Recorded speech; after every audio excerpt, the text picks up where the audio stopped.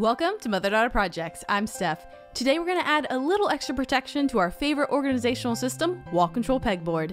In the past, we've shown how to install these pegboards and hooks, but over time I've noticed some of the metal-on-metal items are a little too noisy, not secure enough, or show some friction marks on the metal tools. Here you can see on my tech wall, I've already added rubber to most of the tripod hooks except for this one, which we'll work on today. Here in the garage, the handles of these two tools have started to get a little worn down from contact with the metal hook. This fan is not super secure on this hook and has the potential to fall off. Because we stack these hammers, they can slide off or just make a loud sound when put into place. So let's fix all of that right now. To start, I'm going to remove the hook, and here's the rubber trim that we'll be using.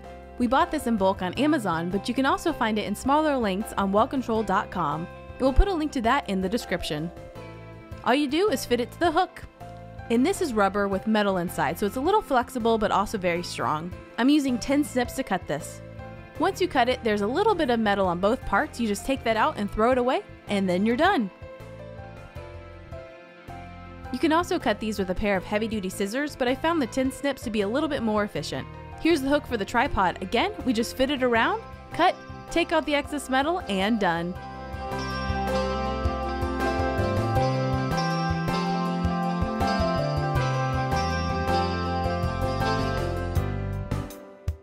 And now the hammer hook goes back in place and the hammers are more secure.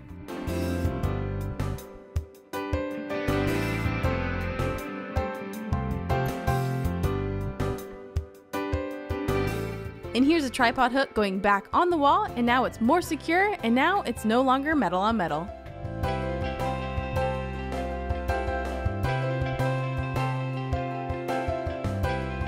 What I like about this is you can cut it to size. So for this hook, for example, the tool only comes in contact with this one spot, so I can just use a little piece of trim and don't have to fill up the whole hook.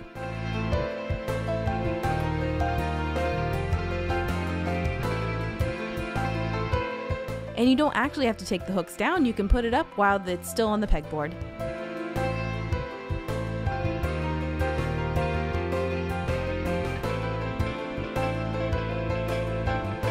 And these are the hooks for the two tools I showed earlier. The rubber fits perfectly, and now there's a little bit of a softer area for the heavy tools to rest on.